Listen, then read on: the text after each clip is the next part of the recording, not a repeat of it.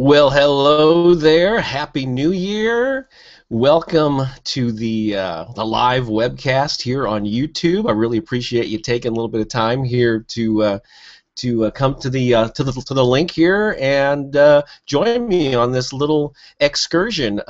I hope you had a great New Year's Eve wherever you are in the world. I guess that was last night. I think everyone now has passed into January 1st. But thanks, thanks a lot for coming here. I want to share some book marketing advice, answer some questions. Some people have indeed submitted some questions ahead of time, which I will address, and I will also be encouraging folks that are watching live to post some text comments. And speaking of that, I assume that you're watching this. Hopefully, you're watching this on the actual YouTube hosted page where I sent you to. And so, if that's the case, you may notice that over to this side of me, there should be a place where comments will. Where you can post comments and read existing ones, and in fact, I've posted a couple of introductory comments there. Encourage you to use this feature. So what would be really cool is whether you have a question or not, is just to post there. Let me know who you are, where you're from. I think you may need to log into your Google account, and it may take you away from the video for a second. But I think you can come right back to the page and refresh, and I think pick up pretty much live. I think there's a little bit of a delay here. But I would love for you to leave a comment and let me know who you are, like where you're watching from, and then certainly if you have a book marketing or publishing related, especially a self-publishing related question.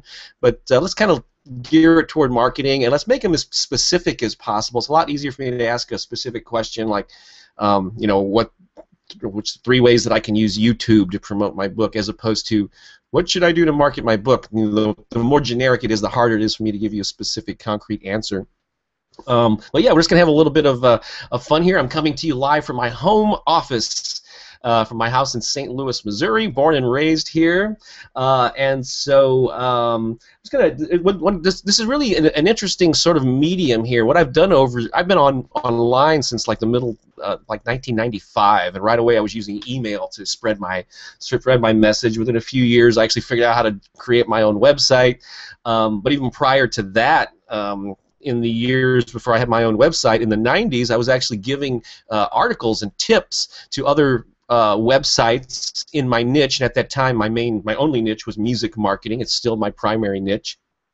I've been at it for over 20 years now, and so I guess back in the 90s I was doing what they now call guest blogging, where I was taking my articles that I had written and offering them to some of those early existing music websites, and in fact there's one that they're still posted online from like 1990.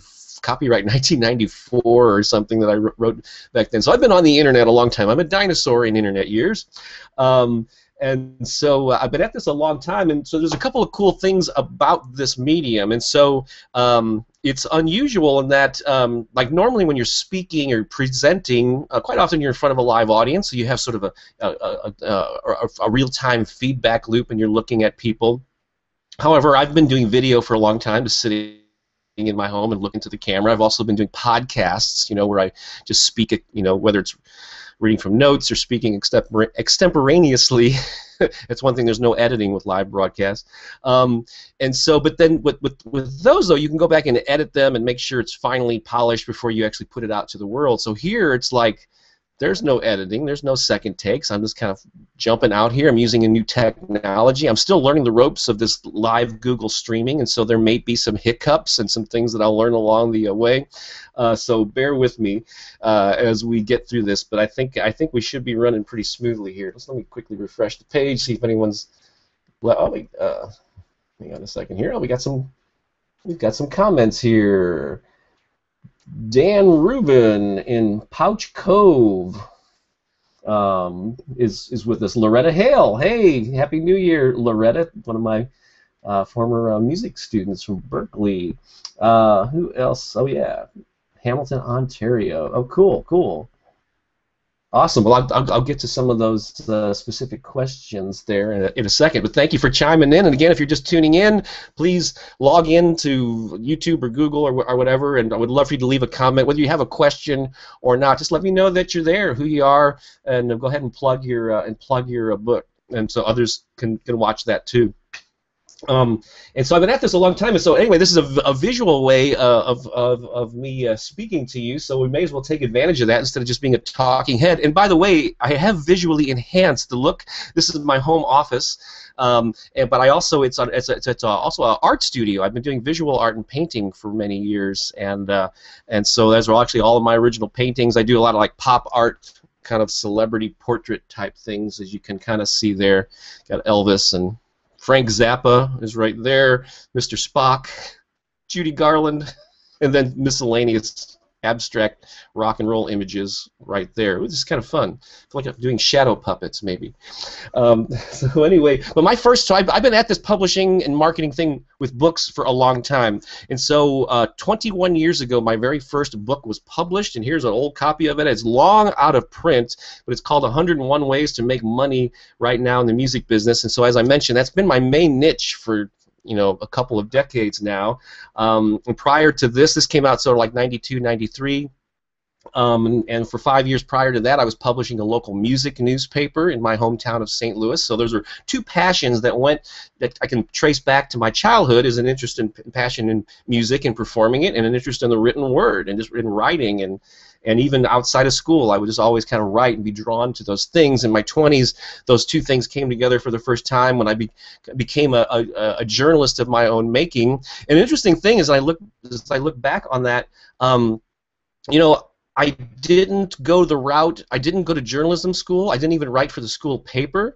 I wanted to write, and I wanted my stuff to appear in local papers, but I did very little of like sending pitch letters or trying to get my articles published in other local or national magazines. I did a little of that and quickly realized, all the rejection letters and the waiting for people and waiting. And so I've always been very restless, and so I basically created a publication or platform of my own making by publishing my own print newspaper, a local music newspaper back in St. Louis. Instead of waiting for someone else to give me permission to run my stuff in their vehicle, I created my own. And so, and these days, that was on the very early days of the internet. Now I guess that would be called creating a platform online or starting your own blog. You create your own platform, your own vehicle to spread your message. But those internet tools weren't available back in the late 80s when I started that newspaper. So I guess I've always had this mindset, and just then I applied it to the internet as it came along. So I would use any means necessary, whatever new tool and technology. When blogging was all the rage, I looked into that. I've been blogging since 2004. Podcasting came along soon after that, and so I started a podcast in 2005, and I started hearing about YouTube. I started an account, and I've been on there posting videos since 2006. I've been hearing about the streaming thing for a while, and it took me a while, but I'm finally getting around to that now too. And so it's like every new tool that comes down the pike, think of it in ways that, how can you use this to authentically spread your message and reach your readers? And that's what I'm doing through this and other things. Let's see who else might be here real quick on the comments there. Give me a second while just to let you know, the way I got this set up, I have a MacBook Pro sitting right here. That's what I'm actually using, looking into the webcam here. But over to my left is actually a PC that I'm looking at the comments on. So I got like two screens going and all kinds of stuff here. It looks like you wrote a book about how to promote your book on Amazon, but you never updated, I believe. Yeah, I actually never wrote a book on promoting on Amazon, but I've given a number of workshops on it. That's GK. I'm not sure. Is asking a question there, and so I know I never created a book, but I did a couple, 2 or 3 live workshops on how to use Amazon, and then I created like an online. Or actually, I recorded a live workshop of me giving that, and then matched it with my PowerPoint slides, and I made that available for a limited time, like last year or longer ago, because the information changes so quickly. And so, yeah, putting out a book on that topic might be, because it would be outdated 6 months later. So I may just do periodic workshops or live webinars, maybe like this. But 21 years ago, yeah, my first book was published, and a really cool thing. And this is by a small publishing company that was based in San Diego. They haven't existed for years. But that's how so I did not go the self-publishing route with my books right off the bat. This was traditionally published by a small company. It was basically run by one guy. His name is Gary Hustwit, and he's actually now a film director. And if you've ever like been on Netflix or something and seen the documentaries like Helvetica, I think is one of his more popular documentaries. But he's a filmmaker now. That book, after it came out, a Japanese publishing company bought the rights, and so I was an international author within a year of this. So this is the Japanese version. I have no idea where my name is on that. And then in like around 95 or 96, I published an early crude version of what has become my best-selling book. This is, of course, a more modern version of it, but it's called the Guerrilla Music Marketing Handbook. But when I first put it out in the late 90s, digital technology, there wasn't print on demand and all that stuff then. So I actually printed it and put it in a 3-ring binder at first, and I experimented with coil binding, taking it to like a Office Max type of place. Then eventually, as the technology improved and became available, then I went to a paperback, and so I just keep on putting out updated versions of this and updating the content, but also improving the packaging as I've gone along. Let's see here. My only other book that was published by another company was called Branding Yourself Online. Came out around 2001, and this company also has gone out of business. So the more stable option for me is self-publishing, as I'm still here after all these decades. So I'm a big proponent of self-publishing. However, even if you go the traditional route, you can learn a lot from this marketing advice. This book is outdated and no longer available, but when it was all the rage, I did a book that just sold very well called MySpace Music Marketing. Came out around 2006. Unleash the Artist Within is another paperback book. I'm just showing you that I've been at this a while, and since I have the ability to use video, I'm going to go ahead and hold these things up and make it visually more appealing. Here's a book for authors called 55 Ways to Promote and Sell Your Book on the Internet. There's a couple more books in the Guerrilla Music Marketing series. And by the way, in case you're wondering, this term guerrilla marketing, you may be familiar with it because a guy named Jay Levinson he wrote the first guerrilla marketing book back in like 1984, and Jay was a real trailblazer. Unfortunately, he passed away a couple of months ago or so in his 80s. But I did get his blessing back in the late 90s to use guerrilla music marketing, and actually. Even though my books are not an official part of the Guerrilla Marketing series, they're my own Guerrilla Music Marketing. I did there was this book called Guerrilla Marketing on the Front Lines, which is actually an official Guerrilla Marketing Jay Levinson book, and I submitted a chapter along with a lot of other cool people in this. So I'm actually part of the actual Guerrilla Marketing series of books. So that was kind of a cool. I'm gonna answer a couple of questions, or at least one question here, and then I'm gonna start looking through the comments and see if I can answer some live questions that you're posting there. But a couple of people wrote in about Amazon, specifically, which already came up in the comments, but specifically about Amazon book reviews. So as you know, Amazon is a huge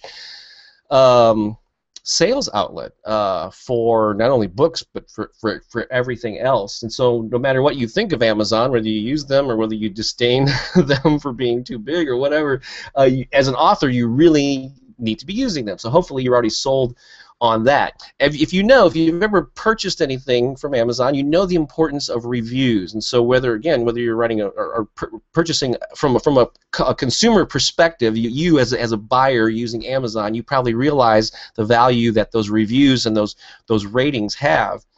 And so if you're considering a couple different products, obviously the one with the higher rated reviews, you usually look through them, and that often sways a lot of purchases. And so authors know this, and so they want to get reviews. So there's a couple of things here I'm just going to address related to Amazon reviews because they're really important. It's important to have a lot of them, but there's a lot of mystery or controversy around some of those. So Charles had written me in, I guess he's on my mailing list. He said, how can I get, it's kind of oddly worded, so I want to kind of dissect this real quickly, but he says, how can I get honest reviews of my Kindle books, not from friends or family, that I can review before being published and that will be accepted by Amazon?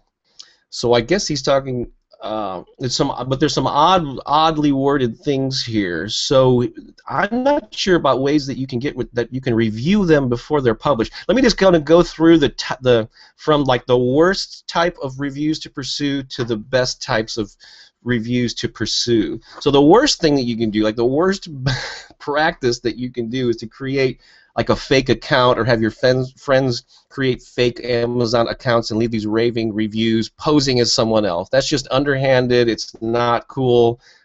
Just don't do it.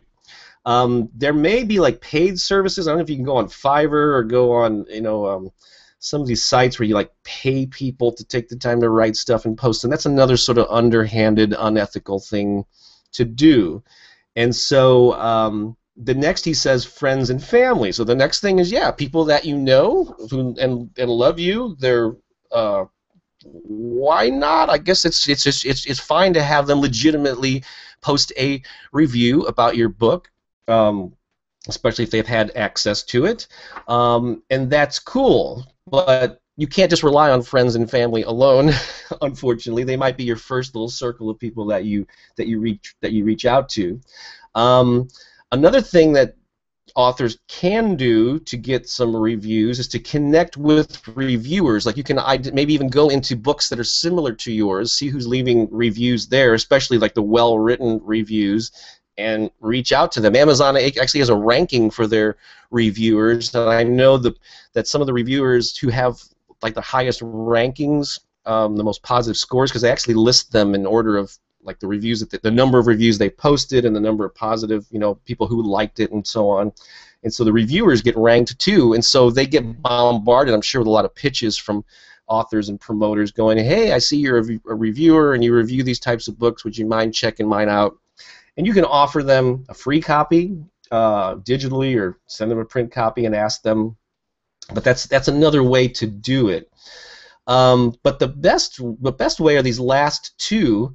Is to ask your fans. There's two ways. There's fans that you're connected with, and then there's people that have read the book that you don't really know or have a personal connection with, who leave a review. So first of all, let me get this Bob kind of bare bones thing out. The best way to get killer 5-star reviews on Amazon is to write a great book and astound people, make it so remarkable, make the experience so enjoyable for them that they feel compelled to write a review. Okay, we know that.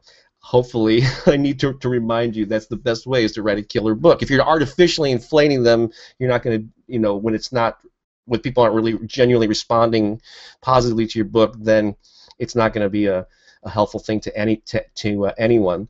So the best way to get honest reviews for my Kindle books, not from friends and family, that I can review before being published. I don't know about the review before being published thing. I think you need to ask people, gently nudge people to review your books, but I don't think that you need to, really, it's part of Amazon's system is to get honest reviews on there. So I don't know a whole lot of people that are going to show them to you and get your approval before they post them. You just hope that a sheer volume of people leaving posts, that there'll be enough good ones and people will like, as people like reviews, those kind of rise on where they sit on the sales page, if that makes sense. So more people see the ones that people actually find valuable. But fans who you're connected with, that's why I'm going to stress probably throughout this thing, throughout the courses, throughout my books, the importance of a mailing list. So you have to have a direct connection with your fans, and there are many ways to do that. You can do that at live events and so on, but the best way online is with an email list. It's your #1 marketing asset. Let me repeat that. It's so important. I'm having a mailing list of people who are interested in what you do and who have opted into your list. Is your most powerful marketing asset. And so if you whether you have 100, 1,000, or 20,000 people on your mailing list, reaching out to them and say, hey, I've got a new book out. I would love for you to purchase it or whatever. And please leave a review if you like it. I mean, that's all that you can do, is saying, I would love for you to leave an honest review. You can maybe tongue-in-cheek say, well, especially if you like it. And then there's the readers that you don't know, people who just buy it because they see it, they find it on the site, it looks cool, and they try it, and they leave hopefully raving reviews too. But there's no ways to approve those. You can't really, in this internet age of everybody expressing themselves, you got to loosen up on the control that you have. Barney Davies, a friend who's also he's an author of a book for visual artists called Guerrilla Marketing. There's that term again for artists. He also asked what are the best ways to get more Amazon reviews. And just real quickly, a couple other little tips for that. As you get emails from your fans, like somebody going, "Oh, I just checked out the book, read your latest book, and I loved it, especially the part about this. It changed my life." And when you get those raving kind of love letters from fans, respond back to them and thank them, and then say, "Hey, I would really appreciate it if you can take a minute to put down a few sentences and post a review of it on Amazon." I mean, they just told you that they loved your book, and you could say, "Hey, it would really help me if you posted a review on the book sales page, because that's what helps independent authors like me find a new audience." And then actually, here's the key thing, is provide the direct link to that page. Don't make them go and search for it. Provide the link right to that page, and hopefully they have an Amazon account, and they'll log in, and they'll post one. So asking people, and that's probably good for right now. They're kind of it's already 20 after, and we've talked nothing about my history in Amazon reviews. Let me go ahead and refresh this page and take a look at some of the comments and see what we got going on, what kind of activity we got going on here. Yeah, I read some ideas for you. Local libraries should purchase copies. There's also, I'm trying to see what the other. Give me a second while I read this. What's the best way to promote a historical photo book on a city online? So I'm assuming that, yeah, it's a historical photo book of a specific city. And so, how to promote that online? So obviously, how to promote that offline is to, go to the local retailers and go to the local museums, which I think someone there has suggested. Online, it's about using, you have to create content online and use SEO, although otherwise known as search engine optimization, and so you ideally could have a blog and be posting things that reference that city and monuments in that city and things related to your book and blog about them. And so, because one cool thing that Google is doing, and there's a lot of changes with Google, and the whole ranking system has changed, and so what seems to be happening with search is that it's more and more personalized and more localized. So when I search for pizza, or when I search for a topic in St. Louis, where I'm based, I'm going to find a lot of local references. I'm going to find things that are related to people I'm connected to. And so that's actually a benefit to when you have a localized book. So I would be blogging about it. Now this is a photo book. If you don't mind sharing some of the photos that are in the book using visual sites like Pinterest, Instagram, even Facebook, a lot of visuals get a lot of response. I would be posting some of the photos from the book, write an interesting little blurb about it, maybe have a link that goes to a blog post on your site about that specific monument or iconic historical place, and then all of those should have a mention of the book being available for sale. And so that'd be my best bet, is just to be really strategic in the way you title blog posts and any videos and any photos. Make sure the name of the city, the name of the specific thing that that the photo is about. Be as specific as you can, so that when people are searching for that stuff in your city, they will find it. I think we can see there is somebody. And who is? Hang on a second here. So Saya Lustra is actually Dan, right? Dan Rubin. Okay. So Dan says local libraries should purchase copies. There is also probably a museum, which we mentioned. And let's see here. Getting reviewed in the local paper, of course. Yeah, local media coverage. I mean, yeah, you could really get local. Yeah, when you have a local, and it's on one hand, because actually there's some friends of mine that are members of the St. Louis Publishers Association. I've been on the board for years, that have things of local interest. And on one hand, it's easier because your geographic location is it's very specific, so you know where you need to promote it and who you need to promote it to. But it's also kind of a challenge because it's so niched. You can't really get wide, like music marketing. There are people all over the world that are interested in that topic, or book publishing. Whereas the history of a particular neighborhood or something is definitely a little more niche, but it can be done. Okay, can you also give an overview of how to get distribution through Amazon, the basics? Okay.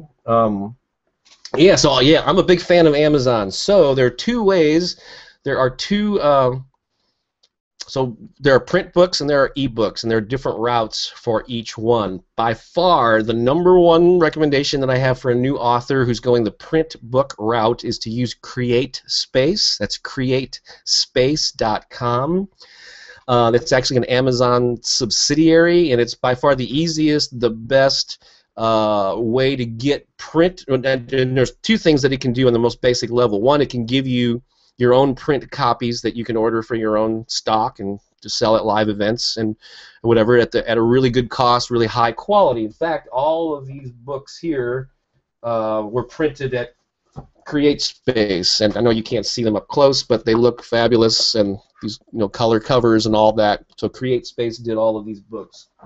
Another thing CreateSpace does is they will, if you select that option when you upload and submit your book, they will distribute. It will basically what do you call it? Service Amazon for you. It'll become available on Amazon when a customer goes to Amazon and buys your book. It's available immediately, and CreateSpace prints it, and Amazon ships it. You're totally out of the loop, but you collect royalties. You make generally about 45% of the retail price that you set. So CreateSpace.com is the best place to get on Amazon with print books. With ebooks, you have two routes. You can go directly to Amazon and submit your ebook using something called KDP, which I think is Kindle Direct Publishing. If you just search KDP Amazon, you'll find a place where you can start a free account. And both the Kindle Direct Publishing and CreateSpace, it's free to start an account. It's free to submit your book. They only get paid when you sell books, so there's no upfront costs with either of these things. So you can go direct to Amazon and submit your ebooks, which is what I do on most of mine, or you can go through what's called an aggregator. I know Smashwords has been around for a while, but one of my favorite ebook aggregators is BookBaby. BookBaby. They're owned by the same company that has run CD Baby for 12 or 14 years, or maybe longer than that now. So I was well aware of CD Baby because of my work in the music, independent music world. And then they also started an ebook aggregator. So you can go through BookBaby. There is a fee to get your files transferred and converted to all the different formats, but they'll actually get you into the Kindle store, to iBooks, to Kobo, and all these different ebook things. So it's like one source will take care of all of your ebook distribution. So that's sort of my recommendation for that. Let's see here. We'll go back up here. See where I left off. An overview of Amazon. Definitely ask other authors and editors to review your book. Advanced reviews are normal. Let's go to I'm going to get out of the review things. Talk about ebook publishing. Well, I kind of did the hows and wheres. Blogging. YouTube picture promo video. How to price a book. I'm not sure. Rev War Guys 7. How to price a book. Should it be on the cover of the book? Yeah, I'm not sure. Well, there's different strategies about putting the cover, the price on the cover. Here's my thing. I prefer to actually have the retail price to be a little bit inflated. I know a lot of authors, especially new authors, go, oh, if I just price my book low, then I'm going to make it more available to more people will buy it, blah, blah, blah. That generally doesn't pan out, I'm sorry to say, just because you price something half, it doesn't mean you're going to double your sales.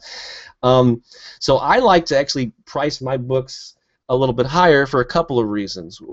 Maybe $5 than what you really think you can sell it for or should sell it for, depending on the book. But here's why: because quite often Amazon will discount books anyway, anywhere from 10 to 25%. They'll knock it off. And by the way, when Amazon, like if you go through a CreateSpace, like I mentioned, to get your paperback in Amazon, when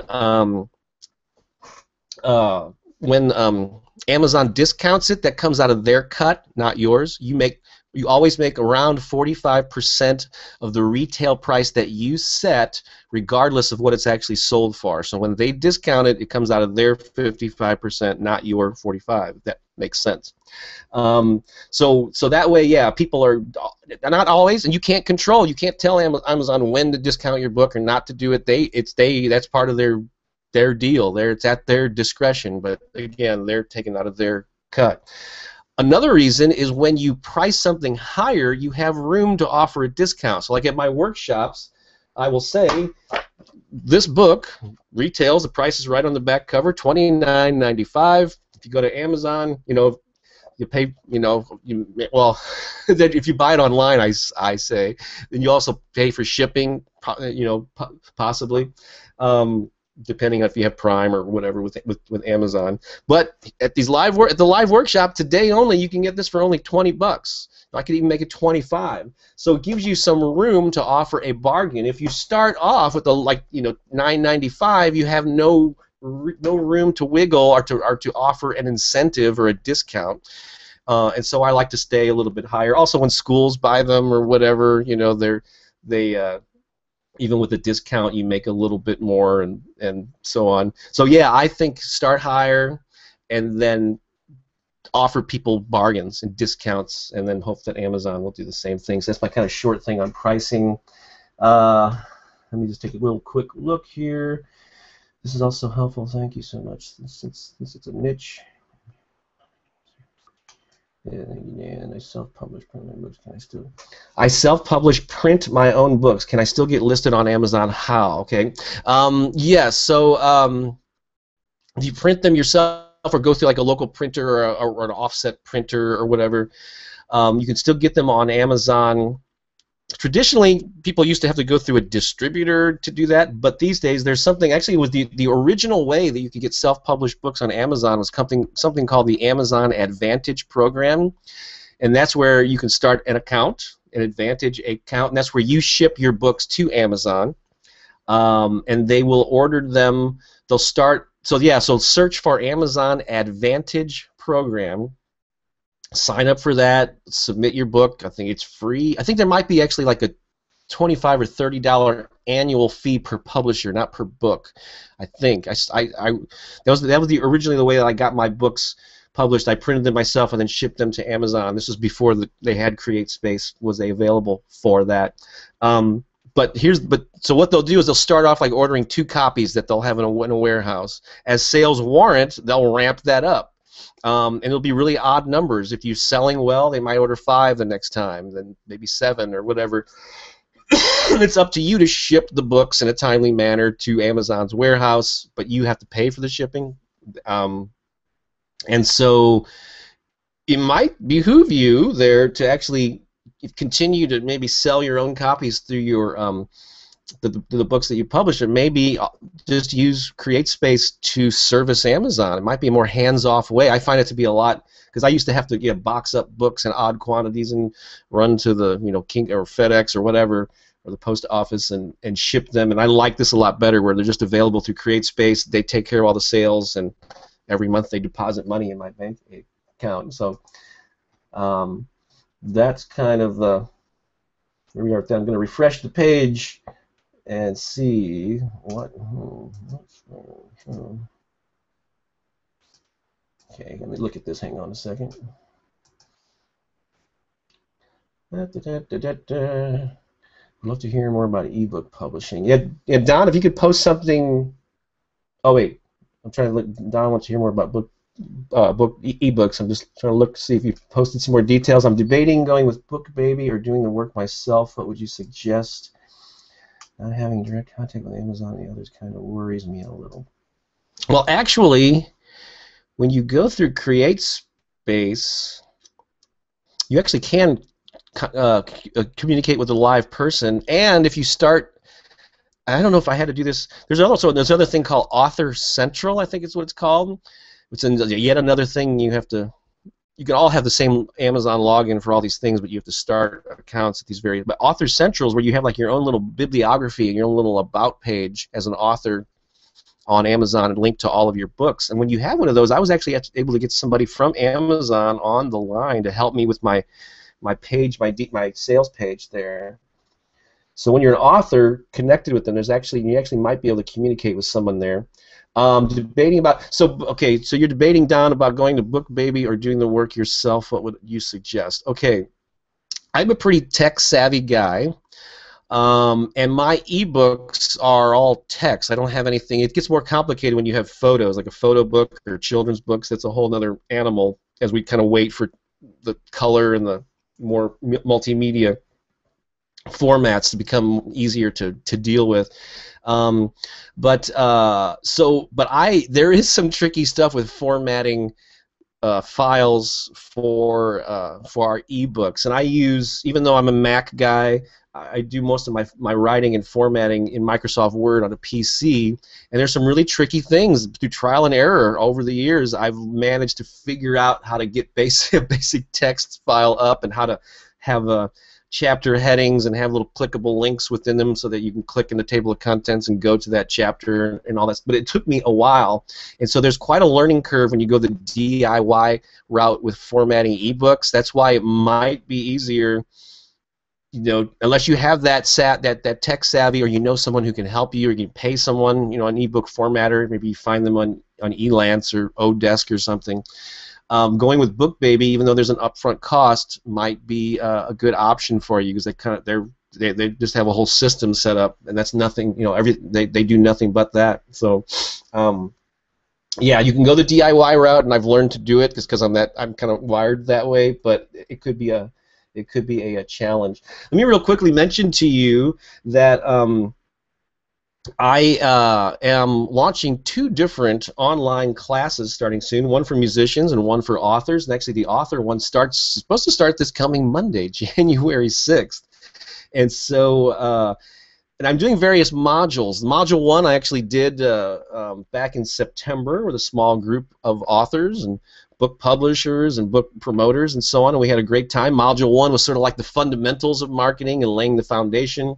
And that went really well. And I'm launching Module 2 again starting Monday, and this one is all about internet book marketing and social media for authors. And so and in fact, if you're on the YouTube page, there's a link at the very beginning of the description, right under the title, under my little mug there, that when you have a chance, I think if you click that, it will open into another window, I think, so you won't have to leave the page here. But it's a 4-week class, and it's pretty cool because this is not just meant to dump information on people. I've been publishing books and blog posts and the written word and spoken. I've done audio programs and all this stuff, and so I'm in the information publishing business, and so I know that a lot of people, that's part of what I do, is I sell information and people consume the information. But what's really important to me is that people use it, and they really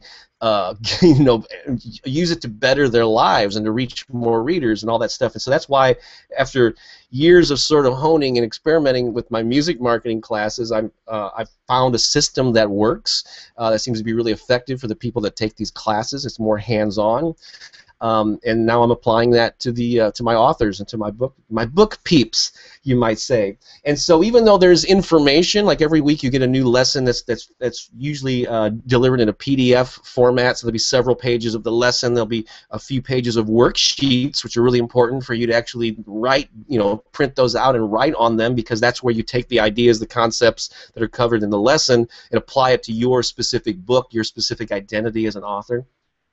But more important than that, I pair you, probably this is the most potent thing of the whole class, is I pair you with a success partner, or also known as an accountability partner, but I like to call it a success partner. It doesn't feel so daunting. And so another student taking the class, and I encourage you to communicate with each other up to 5 times a week. I mean, if you could do like Monday through Friday for like just 15 minutes every morning, or whatever, however your schedules line up, it's really, really powerful. And I added this element to my online courses. I mean, the progress that students made and people made during the 4 or 5 weeks, just really skyrocketed.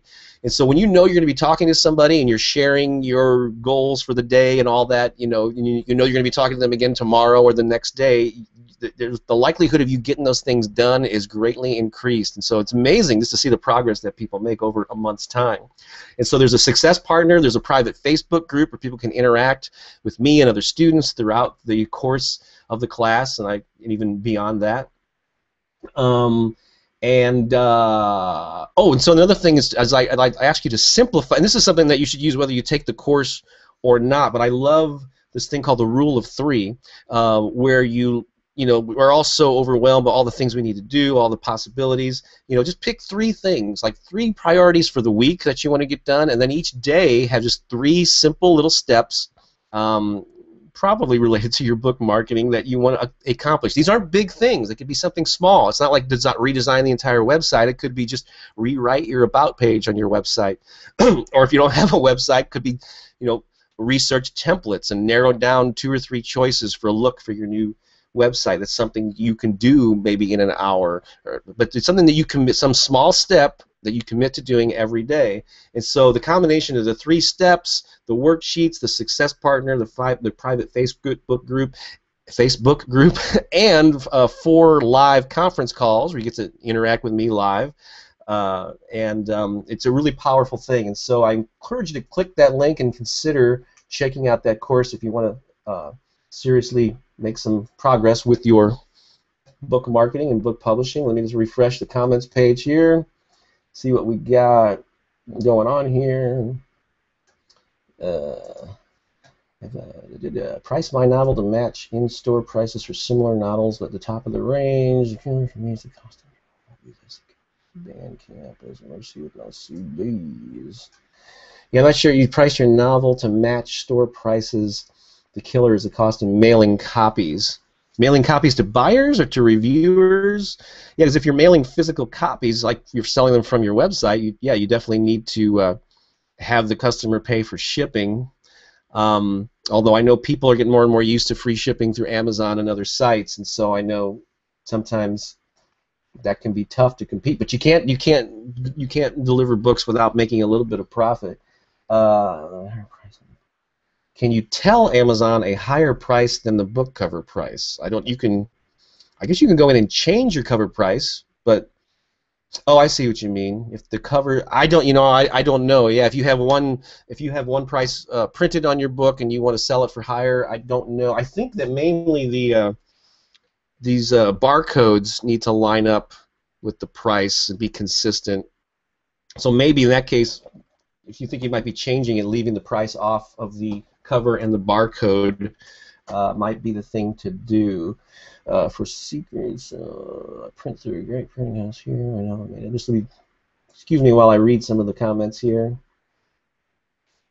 What is the cost of CreateSpace? Well, the cool thing about CreateSpace is if you Google CreateSpace, like print calculator or something like that, you can actually enter in the basic details of your book, page count, trim size, color cover, whether it's black and white on the inside, number of pages, and it will tell you exactly how much it will cost. I will tell you for mine, like this is roughly all these books here, which are anywhere from, I don't know, what is this?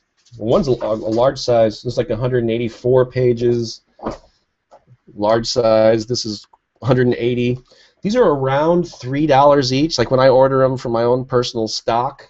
So there's, which I do often, so I have books available to sell at live workshops or to ship from my website. Although I don't do that too much anymore.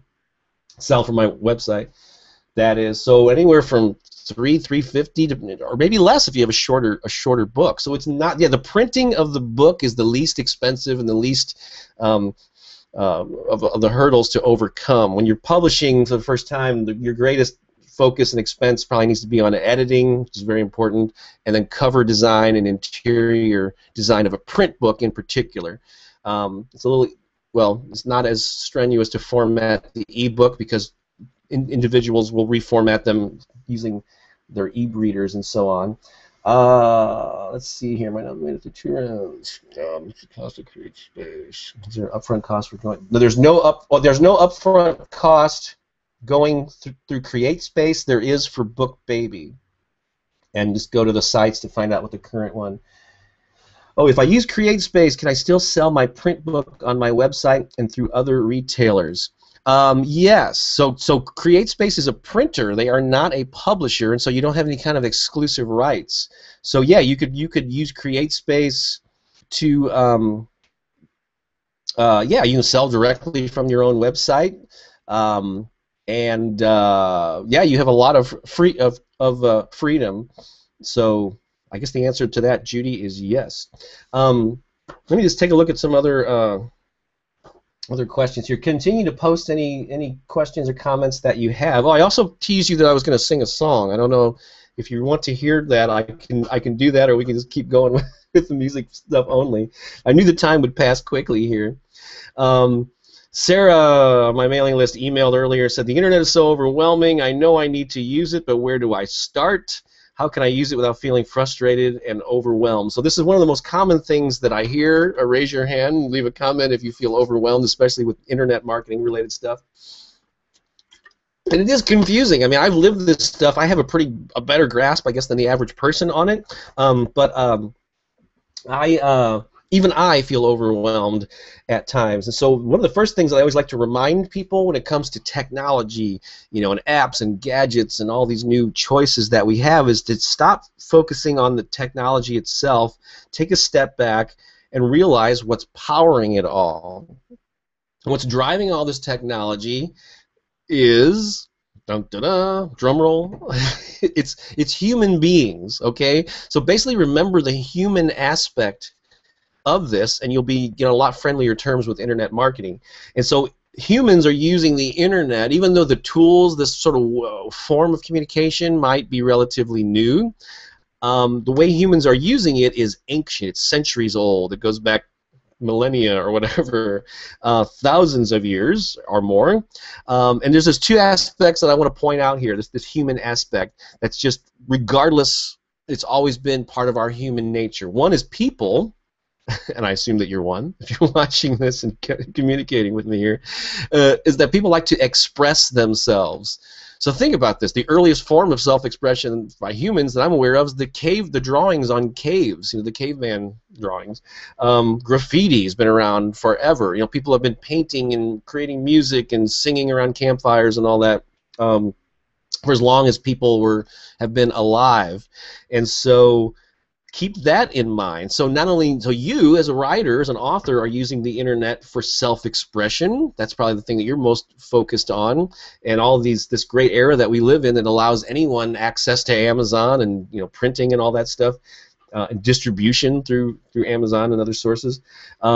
It gives you the ability to express yourself, but also realize that your readers, your fans, also like to express themselves. So they will be happy if they love your book. They'll be happy to tell their friends about it. They'll be happy to comment on your blog posts, or like you're doing here. I'm asking for interaction. You're expressing yourself in the comments here. And so this is a human aspect of it. And so you can use that to sort of motivate your people and your readers to express themselves, and then figure out a better way for you to express yourself. Another thing that's very important to remember about the human aspect of technology and the internet and social media is that humans, regardless of the tools or the lack of them, like to congregate with other like-minded people. We're a tribal species. This should be no secret to you, whether you love it or hate it. People like to congregate with like-minded people. So this has happened again. I mentioned the campfire earlier, sitting on the campfire, the church picnic, the softball team, the bowling league. This is just another part of our human nature, is to congregate with people that we know and like and feel that we have a connection with. So this is very important. And so people are doing that all over online. I've attracted a group of authors here to communicate not only with me but with each other. You're talking to each other in the comments. There are groups online. There are Facebook groups, LinkedIn groups with people who are interested in a certain topic. There are meetings, heaven forbid, face-to-face meetings. Go to meetup.com, and there are people grouping together. So if you think of the internet as just a way to express yourself, help your readers and your fans express themselves, and also realize that people are just congregating with others, if you know like who your ideal reader is, what their interests are, who they're hanging out with, that's a great clue to how you should be marketing yourself. If they're hanging out more on photographic sites, or they tend to be more Pinterest users as opposed to LinkedIn for the business people, then you need to be hanging out there and creating. You can create a group within a website. So so yeah, so whenever I get overwhelmed, I just remember the human aspect. I'm just really trying to communicate with people, and that was early on in my quest. Again, I've sort of always, as I mentioned at the beginning, I wanted to communicate. I wanted to create my own. I've always been sort of independently minded, so I created my own platform. So in the early days, back in the 80s, it was a local music newspaper that I started myself, so I could have my own vehicle for distributing, for expressing myself and my thoughts and what was happening in the local music scene.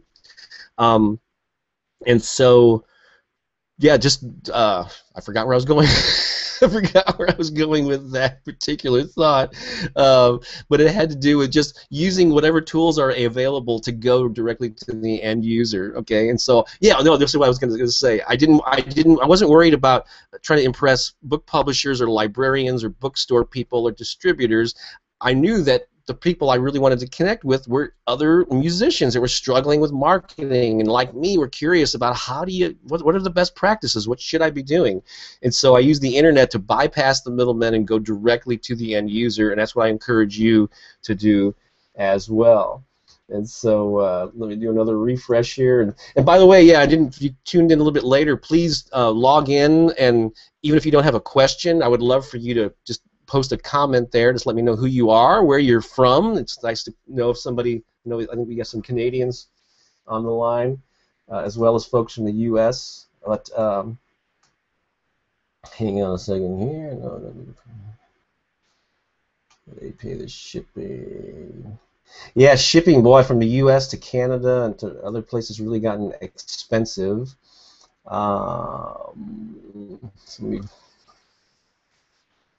What are the feelings about purchasing an ISBN number for an ebook? Is this something you'd recommend or not? And thanks for answering. Oh yeah, so yeah, ISBN. This question comes up a lot. It's called, stands for International Standard Business or Book Number. And so if you're going to need an ISBN number for a print book for sure, if you want it to be in the system in Amazon, and if you're going to go through any of the distributors or libraries or so on. Ebooks, it's a little bit different.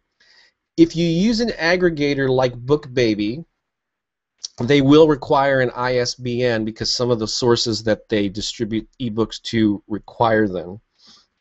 However, if you go the DIY route and go directly to Amazon's Kindle Direct Publishing platform and submit your ebook to them on your own, which you can, you submit the ebook, the cover art. Again, as I mentioned earlier, there's a big learning curve there, so just be prepared to learn the formatting ropes. But you do not need an ISBN to submit your ebook directly to Amazon. The same thing as if you submit your ebook directly to Barnes & Noble and maybe some other sites too. They will just they don't require one for ebooks. They submit their own internal number, and so. But through BookBaby, you would need an ISBN. So BookBaby will give you, and CreateSpace will actually give you ISBNs. You need to do a little research because there's some tricky stuff about whether the ISBN, that book would be in in your name, your publisher's name, or if it'd be as listed as a BookBaby or a CreateSpace book. There are different levels and prices where you have to. I don't have all the answers right in front of me on what those prices are, but at certain price points, you'll appear as the publisher. But you can go to a company called Bowker, which actually you can go to isbn.org. isbn.org. That's the one-stop site for all your questions about ISBNs.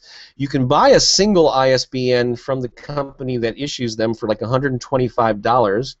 But if you think you're going to be at this for a while, and I hope that you would, I would go ahead and buy a block of 10 for like $250 US.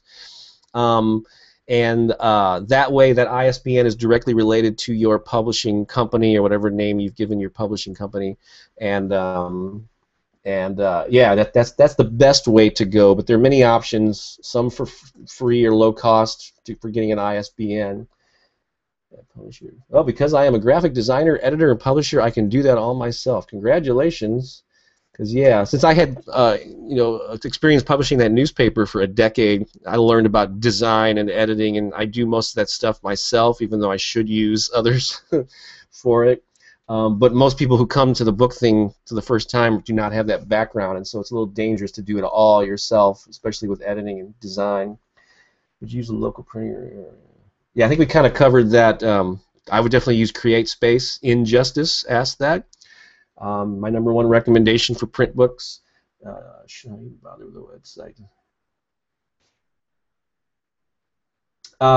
Should I even bother with a website to sell books? Revoir guy at 7 asks. You need a website. I have this talk that I've given, and I think it's part of the upcoming module 2. Is a little segment there where I talk about this thing called octopus marketing, where an octopus to me is a great analogy or framework to look at your online presence or a strategy, I guess, for selling books and other things online. So if you look at the shape of an octopus, you get the head in the middle, you have tentacles reaching out into all directions. And to me, the head of all your activities, the center point around which everything else revolves, is your own author website or your company website. It's the and if you don't like the octopus reference, think of it as a bicycle tire with the axle in the middle, spokes reaching out to the tire rim. Your website sits at the middle of it, and all the things, all the tentacles around it are placed where you have a presence online. So that includes Amazon and Barnes & Noble, but it also includes Facebook and YouTube here, Twitter, LinkedIn, Pinterest. You don't have to be on all of them, but all those other places are just outposts. They're the tentacles where you have a presence. But you want people to come to your website where you have a mailing list or an offer to get on your mailing list, and that's the most direct way that you can communicate with your fans. So yes, you need, in my opinion, a website. I was lurking. I'm still waiting for Jane. Oh, Jane Gardner. Jane, are you from the St. Louis area? Or yeah, I think. Or maybe I'm getting confused with someone else. But sorry, still waiting for him. Let me do a Kindle on their site in May last year. Oh, you had to be from the U.S. Okay, yeah. So I guess I need to be made aware of these international things. So Jane's saying she's in Canada and was not able to upload a book to the Kindle. So they wouldn't even sell it on the Canadian Kindle site. I think you could probably avoid that with BookBaby and CreateSpace. Yeah, hard to be your own editor in Canada. Yeah, that's another thing. In Canada, ISBN numbers are issued by a different company. So again, yeah, we have to keep in mind what country you're from. So I guess I am guilty of being a little U.S.-centric here. This is free, but you have to join first.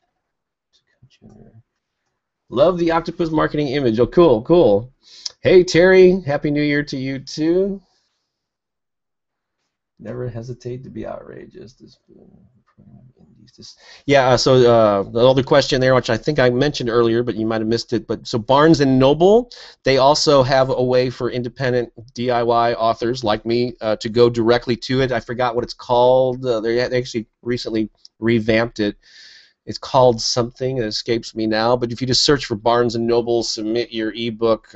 I'm sure if you Google that, you will find a link to that. I don't want to. If I would take time to do that.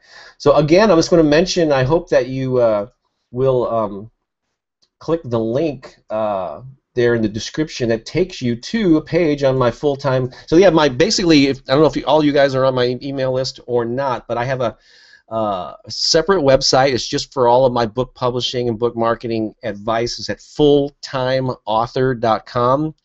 Maybe I forgot to mention that. I did mention that I've been a published author for 21 years, but February 1st will be the 10-year anniversary of the day that I gave. I ceased being an employee for another company. I've actually been self-employed many times throughout my adult life, but I did work a day job in the corporate world in the late 90s up until 2004. Early 2004, so I'll be celebrating 10 years being completely self-employed as an author, and most of my revenue comes from book sales of information products, I should say. So it's books, ebooks, audio programs that are mostly available, downloadable from my website, online courses, and and the like. Most of them up until this point have been around music marketing, but I'm doing more things in the author realm, and I'm also sort of expanding further beyond that to creative entrepreneurs of all kinds. But yeah, so fulltimeauthor.com, you can go there, and there's a free report that you can get called Self-Publishing Confidential. If you're not on my email list for authors, I would encourage you to do that.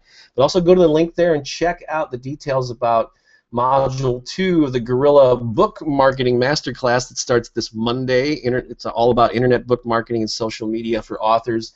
Some of the topics that we cover. January 6th will be 5 principles of internet marketing every author should know. We kind of ease into this thing by getting an overview. And the following week, it's the Guerrilla Book Marketing Online Fan Attraction Formula, which also relates to that octopus thing that I just talked about, but it goes into more details.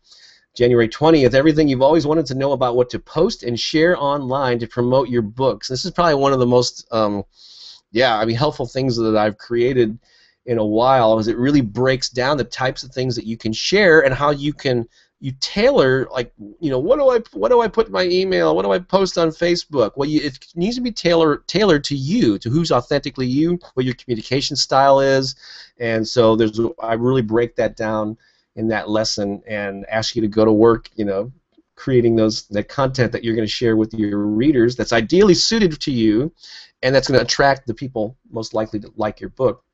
And then lesson 4 is building your author platform, case studies, and best practices. I've actually had a chance to interview some great book people through my Creative Entrepreneur interview series that I've been doing since June, and I'm going to share some of that and some other things and some of my own personal stories. And there'll be a bonus lesson 5 I'm going to throw in at the end there about the 5 essential elements of an effective author website. So click that link to learn more about it. And so on the page now, I guess I didn't update it. It actually says that the early bird pricing ended last night, December 31st, but I'm extending that. I didn't update the text, but just know that you can still get in at $147, which again, considering how hands-on this is and all the stuff that you get, the Success Partner, access to the private Facebook group, 4 weekly conference calls from 60 to 90 minutes each. There's a lot of hands-on, a lot of put your nose to the grindstone or whatever cliche that you want to use. It's $147 for another day or two, and it's going to go up to $197. It starts on Monday, so if you want to be part of that, please check it out and take a look at it here. So let me refresh. I don't know, do you guys want to hear a song, or do you just want me to keep talking about books until we wrap this up? Let's see here. There's some talk here about the international listed in Europe. Well, the cool thing, I know that when so I'm in the U.S., so when I submit my books to Kindle Direct Publishing, I submit most of my even though I've used BookBaby for 1 or 2 titles, most of my smaller ones I just go directly and submit it through Amazon's the Kindle Direct Publishing. They are now distributing not only in the U.S., but my ebooks are available in, like, I don't know, it's like it keeps growing. They keep adding countries onto it. I know it's Canada and India and Japan and Mexico and Brazil and Spain, Germany. There's probably a couple more. The UK. And some others, and so that's really cool. Well, they're all in English. I'm not having them translated yet, but there are a lot of English-speaking people in all those countries. Which e-reader does Barnes & Noble use? There are several ebook formats. So the thing is not to get too caught up in ebook formats. Well, unless you're submitting directly to some of these sites. But a lot, so both Amazon and Barnes & Noble will convert your properly formatted Microsoft Word file into the format that's best for them. There's another misconception, is you don't need a Kindle to read Kindle books. They give you an infinite number of ways to read them. There's apps. Like, I read most of my ebooks on my iPad. It's not a Kindle. I have an old Kindle. I read most of my Kindle books on an iPad using a Kindle app. You can read them on your smartphones. You can read them on desktop computers or laptops. So you don't have to own a Kindle. You don't have to own a Barnes & Noble e-reader to read Barnes & Noble ebooks. They similarly have apps that will allow anyone to read. Became a publisher for free. Kobo. People talking about Kobo. Terry's from Minneapolis. I'm in the early stages of writing a young adult novel. When is the right time to have a web page and blog to start promoting a book? Needless to say, I'm petrified to set them up. Terry, that's a great question. Let's change it to when is the right time to start promoting a book? How about the answer is yesterday. So I know that it can seem overwhelming, especially if you're in the process of writing a book too, that you have to find. So the main thing is to write. Yeah, the best even marketing advice is to write a lot. In fact, one of the notes that I had here is for if we ran out of questions, which we have not, is that one of the best things that you can do as a writer and an author is to be prolific, crank out a lot of titles, especially in the ebook world with lower cost ebooks, especially with fiction. If you can write a series of novels with the same characters or whatever, that's going to serve you in the long run. But you just want to be prolific in writing blog posts and all this stuff. Anyway, I know that depending on your family life or your personal situation, Terry, maybe you're working a day job, maybe I don't know what your situation is, but it may be that it's a challenge to carve out time to write. But I would start your website, even start a simple free blog with WordPress or with Blogger.com, and just start blogging about the process. There's also, with fiction, you have a couple of options. You could actually put there's a website called Wattpad. I think it's WATTPAD.com, where primarily fiction writers will actually post one chapter at a time of novels that they're working on. And when done right, they attract readers who become interested in the story, and they get pulled in, and they look forward to reading the next installment. And yes, you're giving it away, but you're building up an early fan base, an early readership.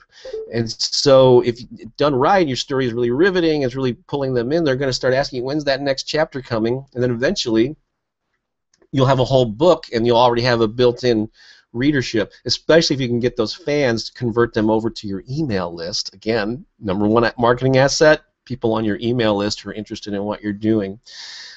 So yeah, I would almost share. I mean, if this is your first novel, if you're starting from scratch, I would give away some of those early chapters you're writing on. Ask for feedback, going, hey, I'm writing this novel. What do you think of the way it's going? What do you think of this character? You want to engage people in the process and get feedback as you're writing it. That'd be the ideal situation. I know it's a little extra time there, but that way you're not starting from scratch with promotion when the day the book is available.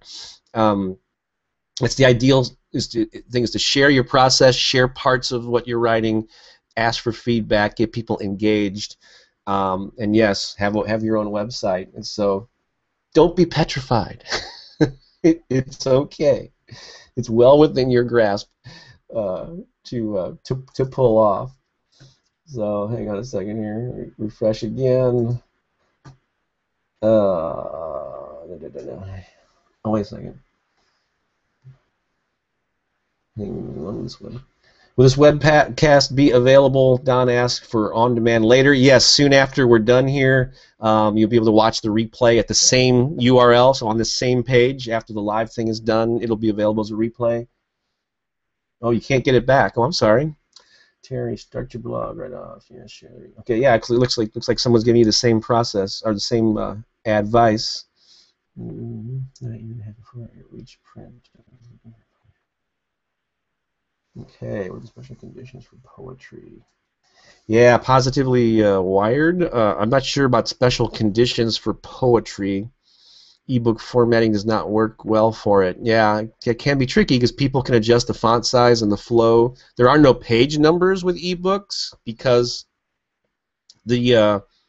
people adjust. Like I happen to like larger type, and so I'll make mine really big. So page numbers kind of get thrown out the window for the most part with ebooks because of that flow thing. So that's why you need to reformat the ebook, take the page numbers out, take page. There's a lot of things that need to be different.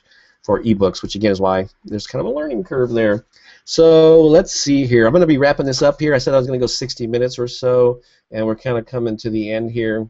So yeah, I really appreciate you guys tuning in. Thank you for being so interactive in the comments here, and appreciating my work and making the time and being interested in starting off the new year, with a fresh start. I always loved New Year's. I was born in 1960, which I'm 53 for those of you doing the math. And for some reason, I like the beginnings of new decades. It was actually the beginning when 2000, when the new century started, was a big year for me when I finally started getting my stride with my books and all that. But in even-numbered years, for some reason, resonate with me more so than the odd-numbered ones. And so, especially with 13 being kind of a weird year, and it was in a good way. I did a lot of new things. But I'm looking forward to a fresh start here in 2014. And if you would like that too, I hope you consider joining me. Get on the mailing list at fulltimeauthor.com. Check out the Module 2 of the 4-week class coming up, and please consider making that investment in yourself and your book's career so you get on friendlier terms with marketing and actually make a lot of progress here while we're early in the year. Let's see here. Remind people. I'll leave you with this thing. So a lot of people want to know, a lot of people are impatient with promotion and, getting their book and their message out there, and I understand that. You put a lot of time into this thing that you've, crafted and made perfect, and you're getting it out into the world, and so you want things to happen quickly, and I understand that, and sometimes they will, if you will stumble upon things, sometimes accidentally, sometimes on purpose, that will suddenly boost your readership. But the reality is and I've been doing these creative entrepreneur interviews since June. I've done like 16, actually I've done I've done 19 of them. 16 of them are published, and they're not only authors, but they're visual artists and musicians and just people doing cool things in the world. And there's some consistent themes that come through this. I really encourage you to watch some of those. You can find that actually at DIYcareermanifesto.com. It's DIY, like do it yourself, DIYcareermanifesto.com. That's where I house or have all the interviews. It's also the name of a new ebook that I've got on Amazon. I think today, actually, for the next day or so, it's only $1.99 in the Kindle store on Amazon. But it actually talks a lot about this journey of mine with book publishing and life and all that good stuff. But the thing is, so some of the consistent themes that I resonate with, because they have definitely been a big part of my life and success and progress as an author. Some of the things are being consistent, like chipping away. You have to have this vision for what you want. And a clear vision of what you want, although don't be attached to that clear vision, because things, unexpected opportunities come up all the time. But you have to consistently be so focused on it, you're willing to grind it out, not in a drudgery kind of way, but you consistently chip away at it, even when you don't see the progress early on. Doing a little something every day, posting a blog post, sending an email out to a blogger or somebody that might review your book or something. The little things done consistently, day after day, week after week, month after month, is what leads to success. And you may not see a huge amount of progress within a given week or a month, but there's some slight progress that happens. So over the course of a year, that little angle, it gets higher and higher. You look back over a year or 2 years and you go, wow, look how far I've come. When sometimes you don't realize it when you're in the middle of it, kind of grinding it out. I just interviewed Jeff Goins recently. He's a writer, has become really successful, and he, for 2 years, was blogging with a small readership and just was focused on helping writers, and ended up attracting a huge audience. And like a year ago, he quit his job. I think that's the most current YouTube interview that I have there. And that's very inspiring. So be prolific, crank out a lot of stuff, be dedicated to your mission, whatever your purpose is for writing this book. It should be a bigger mission than just the book. It's a story that needs to be told. It's something that you need to inform people about or need to inspire people with. And so stay focused on the mission and be willing to chip away at it little by little every day, every week, until until you can't do it no more, until you're successful. And success also is something that can be defined, that you need to define for yourself. It doesn't have to be a New York Times bestseller. It may not be making a full-time living. Maybe you're just doing good in the world and you're making a difference. And so whatever your journey is, whatever your topic, whatever your genre is, I wish you success at it and hope that this live webinar has helped out. I hope that maybe you find some value on the fulltimeauthor.com website. I have a blog, a podcast, and video clips there, and I hope that you consider taking the class to really take a deeper dive. So I think I'm going to bring that to an end. Thank you all so much. I appreciate it. Happy New Year, and I wish you the best in 2014 and beyond. All right, take care. So long for now. Bye.